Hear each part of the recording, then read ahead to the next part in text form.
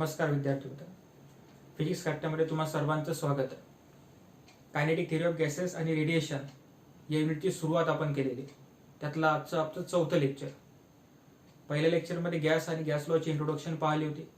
Second लेक्चरमध्ये heat आणि temperature मधला डिफरन्स एक्सप्लेन केला होता.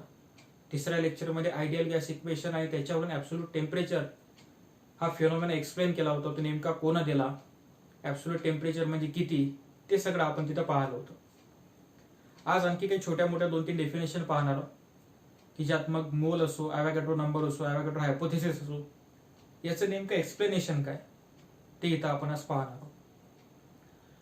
त्याला सगळ्यात पहिला कन्सेप्ट जो मोल आहे हा तुम्ही याच्या पहिले केमिस्ट्रीमध्ये ऐकलेला आहे, शिकलेला आहे. या मोलचा नेमका अर्थ काय होते, what is my one mole, का वन मोल कशासाठी उपयोगात आणल्या जाते.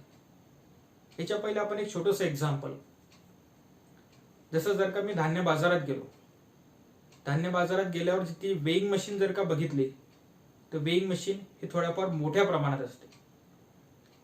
जर का मी किराणा दुकानात गेलो, तिची वेइंग मशीन हे धान्य बाजारातल्या वेइंग मशीन पेक्षा छोटी असते. ऍट द सेम टाइम मी जर का नंतर सोनाराकडे गेलो तर तिची वेइंग मशीन आणखी थोड्या छोटी असते.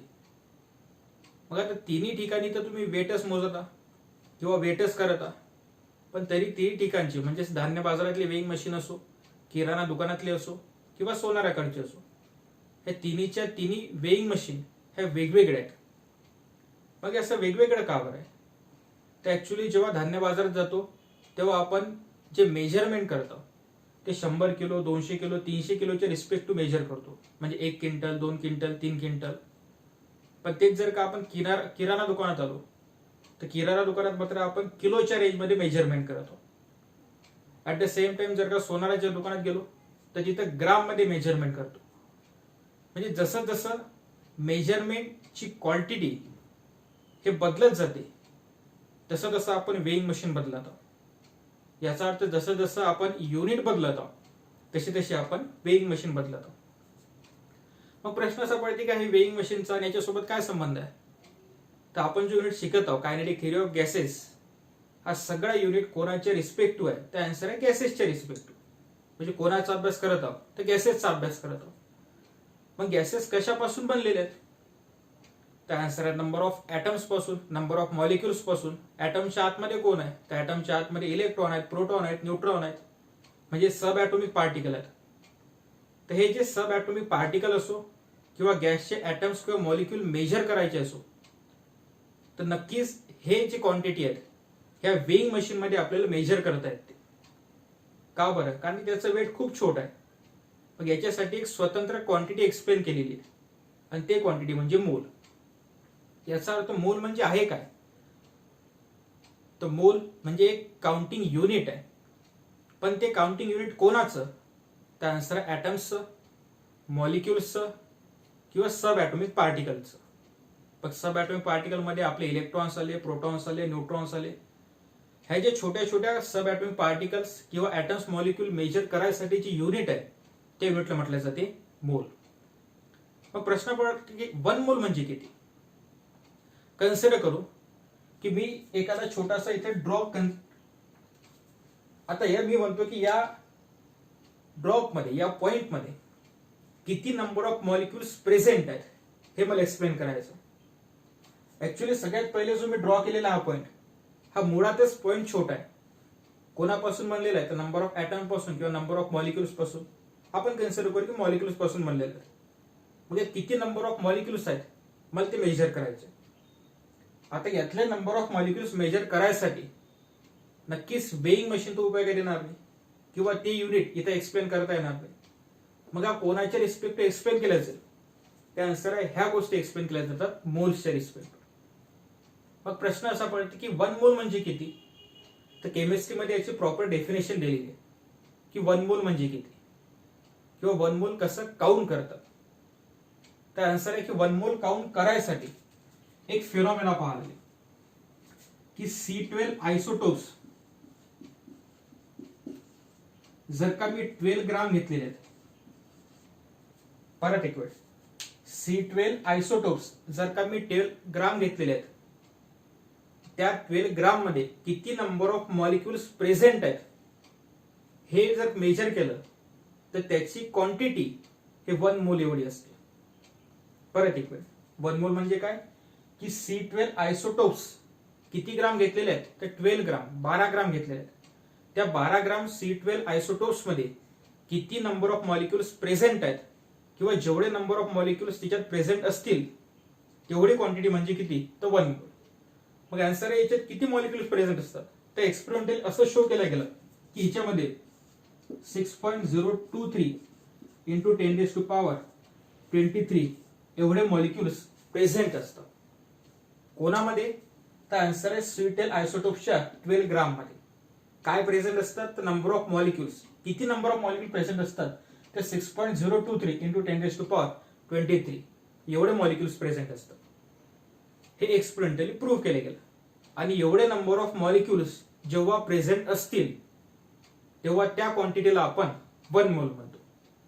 म्हणजे डेफिनेशन काय एक्सप्लेन केलं जाईल त्याची की 1 मोल म्हणजेच काय तर quantity of matter in which number of molecules is equal to the Avogadro number is define as 1 mole. मग प्रश्न असा पडतो की क्वांटिटी ऑफ मॅटर वगैरे हे तर सगळ्या गोष्टी ठीक आहेत, पण इथे काय म्हटलेलं आहे इज इक्वल टू, कोणाची इक्वल टू आहे तर अवोगाड्रो नंबरची इक्वल टू. मग अवोगाड्रो नंबर म्हणजे काय, जो क्वांटिटीमध्ये जेवढे मॉलिक्युल प्रेझेंट आहेत जो नंबर भेटलेला आहे तो नंबर म्हणजेच अवोगाड्रो नंबर. म्हणजेच एक्सपेरिमेंटली जो नंबर काउंट केला गेला तो नंबर आपल्याला जो भेटला 6.023 इंटू 10⁻23 आणि याच नंबरला अवोगाड्रो नंबर म्हणतात, which is denoted by Na. याचा अर्थ एका मोल मध्ये किती नंबर ऑफ मॉलिक्युल प्रेझेंट असतात तर आन्सर आहे एका मोल मध्ये 6.023 इंटू 10⁻23 मॉलिक्युल्स प्रेझेंट असतात.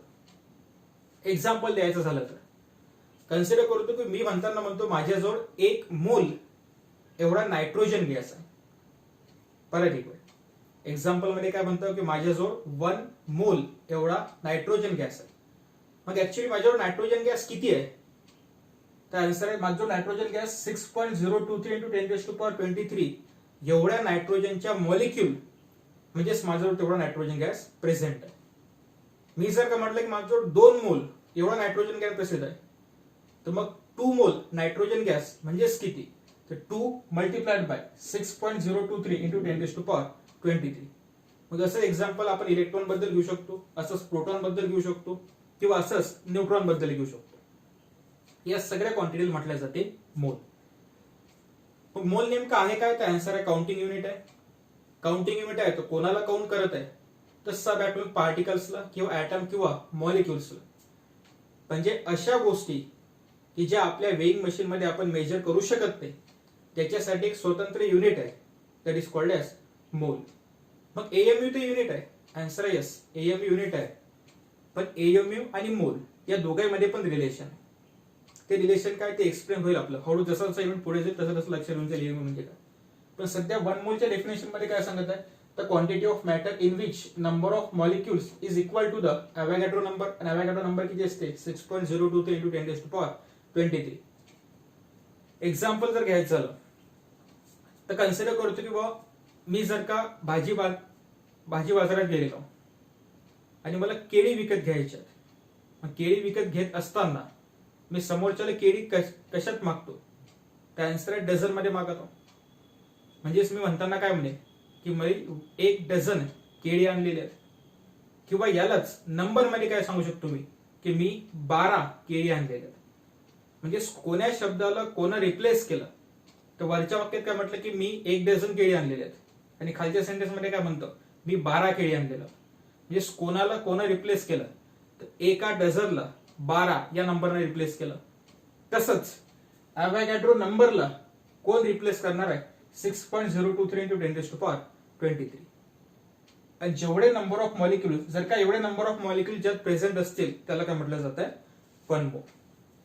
परत 1 मोलचे आणखी 2 फॉर्म्युले तयार होतात. पहिला formula number of molecules equal to number of moles multiplied by Avogadro number. आता नेमकं हे काय की मला जर का नंबर ऑफ मॉलिक्युल्स किंवा मोल्स काढायचे असले एखादा पावडर दिलेली आहे आणि त्या पावडरमधले मला नंबर ऑफ मॉलिक्युल्स मेजर करायचे. तर ते नंबर ऑफ मॉलिक्युल्स किती आहेत याच्यासाठी मला नंबर ऑफ मोल्स दिलेले पाहिजे. म्हणजे कसे, जर का ते पावडर मला काउंट करायचे असले तर मला सगळ्यात पहिले हे माहित पाहिजे की 1 मोल पावडर आहे, 2 मोल पावडर आहे की 3 मोल पावडर आहे. का बरं, 1 मोल, 2 मोल, 3 मोल हे जे काही 1 2 3 नंबर दिलेला आहे याला फक्त कोण मल्टिप्लाय करायला लागते, तर आन्सर आहे ॲव्होगॅड्रो नंबर. त्याच्यावर मला कोण भेटून जाईल तर नंबर ऑफ मॉलिक्युल्स. म्हणजे फॉर्म्युला काय तयार होत आहे, number of molecules equal to number of moles multiplied by Avogadro number. मग नंबर ऑफ मॉलिक्युल्स काढायसाठी नेमकं कोण माहित पाहिजे, आन्सर आहे नंबर ऑफ मोल्स. जेवढे नंबर ऑफ मोल्स असतील त्याला ॲव्होगॅड्रो नंबर ना मल्टिप्लाय करा. मी जर म्हणतो की माझं 1 मोल एवढी पावडर आहे तर 1 मल्टिप्लाइड बाय ॲव्होगॅड्रो नंबर. मी जर म्हणत असेल 3 मोल एवढी माझं पावडर आहे तर 3 multiplied by Avogadro number. 10 mole 10 multiplied by Avogadro number. Therefore, number of molecules denoted by capital N, number of moles denoted by small n, Avogadro number denoted by Na. म्हणजे formula काय लिहू शकतो, capital N equal to small n into n suffix मध्ये a, where Na is for Avogadro number. Na कशाने denote करत आहे, तर Avogadro number. याच्यावरच फॉर्म्युला कोणाचा तयार होते, तर स्मॉल n चा. Na इकडे याला डिवाइड होऊन जाईल. म्हणजे फॉर्म्युला काय झाला, small n equal to capital N upon Na. म्हणजे हा नंबर ऑफ मोल्सचा पहिला फॉर्म्युला. कोणाचे रिस्पेक्टिव्ह आहे, तर आन्सर आहे नंबर ऑफ मॉलिक्युल्सचे रिस्पेक्टिव्ह. आणखी दुसरा फॉर्म्युला जो कोणाचे रिस्पेक्ट येते, तर मास ऑफ गॅसचे. परत मला जर का नंबर ऑफ मोल्स काढायचे असले, नंबर ऑफ मोल्ससाठी आणखी सेकंड फॉर्म्युला तयार होत आहे, जो कोणता आहे, small n equal to capital M upon M naught. पण हा फॉर्म्युला आला कुठून, तर आन्सर आहे M वरून. आणि M काय, तर मास ऑफ गॅस. परत इक्वेट, जर का मला गॅसचं मास काढायचं असलं तर परत कोण दिलेलं असणं आवश्यक आहे, तर आन्सर नंबर ऑफ मोल्स पाहिजे. आणि असणाऱ्या गॅसचं मोलर मास फक्त त्याला मल्टिप्लाय करावं लागते. म्हणजे फॉर्म्युला काय तयार होत आहे, mass of gas equal to number of moles multiplied by molar mass.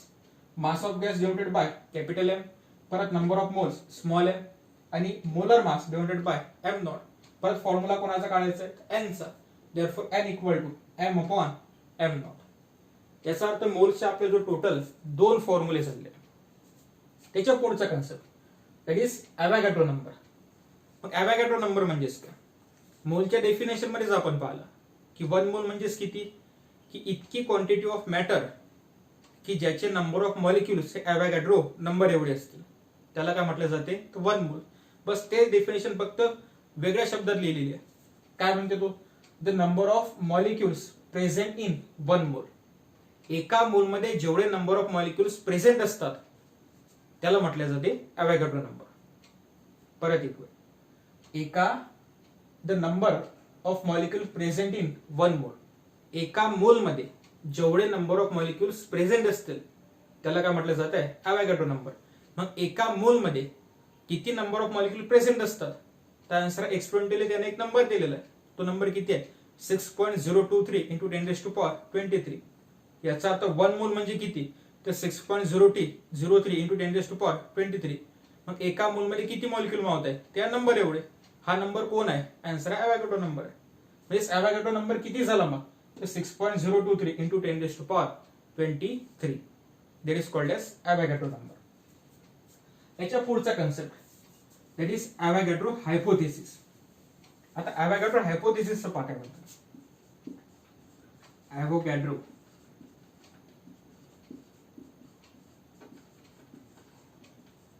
Hypothesis. Avogadro हायपोथेसिसच्या म्हणण्यानुसार जर का मी युनिट व्हॉल्यूमचा कंटेनर घेतलेला आहे, लक्षपूर्वक आहे का, जर का मी युनिट व्हॉल्यूमचा कंटेनर घेतलेला आहे, त्याच्यामध्ये गॅस फिल केलेला आहे. कन्सिडर करतो की पहिल्यांदा मी हायड्रोजन गॅस फिल केलेला आहे. कोणामध्ये, एका कंटेनरमध्ये. त्या कंटेनरचा व्हॉल्यूम किती आहे, त्या आन्सर आहे युनिट व्हॉल्यूम. युनिट व्हॉल्यूम घेतलेला आहे, त्याच्यामध्ये हायड्रोजनचा गॅस एंटर केलेला आहे, हायड्रोजनचा गॅस फिलअप केलेला आहे, भरलेला आहे. पण त्यातलं टेम्परेचर आणि प्रेशर हे कॉन्स्टंट ठेवलेलं आहे. परत एक कंटेनर घेतलेला आहे, त्या कंटेनरचा व्हॉल्यूम किती आहे, ती युनिट व्हॉल्यूम. म्हणजे युनिट व्हॉल्यूम एवढा कंटेनर घेतलेला आहे, त्याच्या आतमध्ये हायड्रोजन गॅस भरलेला आहे. त्या हायड्रोजन गॅसचा टेम्परेचर आणि प्रेशर हे कॉन्स्टंट ठेवलेलं आहे. हा झाला पहिली सिच्युएशन. दुसरी सिच्युएशन, परत मी तेवढ्याच व्हॉल्यूमचा एक कंटेनर घेतलेला आहे, म्हणजे युनिट व्हॉल्यूमचा कंटेनर घेतलेला आहे, तिच्यात आता नायट्रोजन गॅस भरलेला आहे आणि याही केसमध्ये टेम्परेचर आणि प्रेशर हे दोन्ही कॉन्स्टंट ठेवलेले आहेत. पहिल्या याच्या कंटेनरमध्ये कोणता गॅस होता? हायड्रोजनचा. दुसऱ्या कंटेनरमध्ये कोणता गॅस आहे? नायट्रोजनचा. तर असं लक्षात आलं किंवा ॲव्होगाड्रोचं असं म्हणणं आहे की पहिल्या कंटेनरमध्ये जर का हायड्रोजनचे 1,00,000 मॉलिक्यूल प्रेझेंट असतील तर दुसऱ्या कंटेनरमध्येही नायट्रोजनचे 1,00,000 मॉलिक्युल्सच प्रेझेंट असतील. म्हणजे याच्यावर त्याला सांगायचं काय होतं? ॲव्होगाड्रो हायपोथेसिस सांगते काय? त्याच्या म्हणण्यानुसार जर का तुम्ही युनिट व्हॉल्यूमचा कंटेनर घेतलेला आहे, युनिट व्हॉल्यूमचा कंटेनर घेतलेला असताना त्याचं प्रेशर आणि टेम्परेचर जर का कॉन्स्टंट ठेवलं तर तुम्ही त्याच्यामध्ये कुठलाही गॅस फिल केला, हायड्रोजन असो, ऑक्सिजन असो, नायट्रोजन असो, कुठलाही ग्लास फिल केला तरी त्या केसमध्ये त्या गॅसचे नंबर ऑफ मॉलिक्युल्स हे सेम राहते. म्हणजे हायड्रोजन जर का 1,00,000 भेटले असतील तर नायट्रोजनचे 1,00,000च भेटतील. आणखी मी तिसरा कंटेनर घेतला ज्याचे व्हॉल्यूम किती आहे? युनिट व्हॉल्यूम आहे, त्याचे टेम्परेचर आणि प्रेशर कॉन्स्टंट ठेवलेलं आहे आणि यांच्या जर का आता फक्त ऑक्सिजन भरला, त्या ऑक्सिजनचे किती मॉलिक्यूल भेटतील? तर 1,00,000 मॉलिक्युल्स भेटतील. याचा अर्थ जर का तुम्ही कंडिशन सेम ठेवल्या, एकसारखं टेम्परेचर, प्रेशर आणि एकसारखा व्हॉल्यूम असला तर त्यात नंबर ऑफ मॉलिक्युल्स कुठल्याही गॅसचे हे कॉन्स्टंट असतात. त्यालाच काय म्हटलं जाते? ॲव्होगाड्रो हायपोथेसिस. मग या ॲव्होगाड्रो हायपोथेसिस डिफाईन कुठे केलेला आहे किंवा कोण्या कंडिशन मध्ये डिफाईन केलेला आहे? तर आन्सर आहे एनटीपी मध्ये डिफाईन केलेला आहे. NTP stand for, N stand for normal, T stand for temperature आणि पी स्टँड फॉर प्रेशर. म्हणजेच ऍट नॉर्मल टेम्परेचर प्रेशर या केसमध्ये 22.4 लिटर एवढा गॅसचा व्हॉल्यूम असतो. म्हणजेच नॉर्मल टेम्परेचर प्रेशर या केसमध्ये किती मॉलिक्युल्स मावतील किंवा गॅस जर का भरला तर तो किती व्हॉल्यूम ऍक्वायर करणार आहे? तर आन्सर आहे 22.4 लिटर एवढा व्हॉल्यूम तो ऍक्वायर करणार आहे. त्या केसमध्ये नॉर्मल टेम्परेचर आहे, टेम्परेचर नॉर्मल आहे म्हणजे कन्सिडर करतो 273 केल्विन आहे कोण? टेम्परेचर. आणि प्रेशरही नॉर्मल आहे. प्रेशर नॉर्मल आहे म्हणजे किती येते? 1 ऍटमॉस्फिअर. नॉर्मल प्रेशर का बरं म्हटलं? कारण की प्रत्येकावर प्रेशर जो निसर्ग एक्झर्ट करते it is called as normal pressure. म्हणजे किती असते? तर 1 ऍटमॉस्फिअर. याची व्हॅल्यू 1.013 इंटू 10⁵ पास्कल किंवा न्यूटन पर मीटर स्क्वेअर. याची जर का कॅल्क्युलेशन केली किंवा आयडियल गॅस लॉच्या एक रिस्पेक्ट हा फॉर्म्युला लिहायचा प्रयत्न केला. मागच्या लेक्चरमध्ये आयडियल गॅस इक्वेशन पाहिलं होतं आपण. आयडियल गॅस इक्वेशन काय दिलेलं आहे? PV equal to nRT. P stand for pressure, volume, number of moles, gas constant आणि टेम्परेचर फॉर 1 मोल. आन्सर कोणासाठी काढायचा आहे? एका मोलसाठी. म्हणजे कोणाची व्हॅल्यू काय? तर n ची व्हॅल्यू काय पुट करू शकतो तुम्ही? 1. इक्वेशन काय बनेल? PV equal to RT. आता प्रेशर, व्हॉल्यूम आणि टेम्परेचर या तिघांची व्हॅल्यू दिलेली आहे. प्रेशरची व्हॅल्यू दिलेली आहे 1.013 10⁵ पास्कल किंवा newton per metre square. Volume दिलेला आहे 22.4 लिटर आणि टेम्परेचर दिलेलं आहे 273 केल्विन. म्हणजे याचा अर्थ तिघांची व्हॅल्यू पुट केलं तर कोणाची व्हॅल्यू निघू शकते? R ची. आणि R काय? तर universal gas constant. Therefore R equal to PV upon T. Value कोणाची काढायची आहे? R ची. R ची कावर काढायची आहे? कारण की PV आणि T च्या व्हॅल्यू दिलेले आहेत. तिघांची व्हॅल्यू पुट केल्यात, व्हॅल्यू कोणाची निघणार आहे? R ची. Therefore R equal to P stand for pressure. त्याची व्हॅल्यू किती आहे? 1.013 इंटू 10⁵ इंटू व्हॉल्यूम जो किती दिलेला आहे 22.4 इंटू 10⁻³ इथं -3 दिलेलं नाहीये पण इथं व्हॉल्यूमचं युनिट काय दिलेलं आहे? लिटर. आपल्याला ते कन्व्हर्ट करावं लागतात. कन्व्हर्ट केल्यानंतर 10⁻³ आणि whole divided by PV upon T. T म्हणजे टेम्परेचर जे किती दिलेलं आहे 273 केल्विन. हा जर का पूर्णच्या पूर्ण प्रॉडक्ट सॉल्व्ह केला तर एक स्पेसिफिक आन्सर भेटेल. हा पूर्ण सॉल्व्ह करून पाहायचा लॉग ना तरी. त्याचे आन्सर भेटते 8.314. जूल पर मोल केल्विन. ते व्हॅल्यू कोणाची आलेली आहे तर आरची आलेली आहे आणि R stand for gas constant. Gas कॉन्स्टंटची value 8.314 unit joule per mole into K stand for kelvin. हे ऍक्च्युली बेसिक 2 ते 3 डेफिनेशन होत्या ज्याचा पुढे प्रॉब्लेम मध्ये आपल्याला यूज होणार आहे. आय होप हे समजले असतील. एक वेळ रिवाइज करा, नोट्स दिलेले आहेत त्या नोट्स मध्ये वाचा, सगळे प्रॉपर एक्सप्लेनेशन दिलेले आहे. पुढच्या लेक्चर पासून बेसिकली हा युनिट तुमचा प्रॉपर पुस्तकानुसार सुरू होऊन जाईल. काही अडचण असली तर कमेंट मध्ये नोट डाऊन करा. थँक्यू.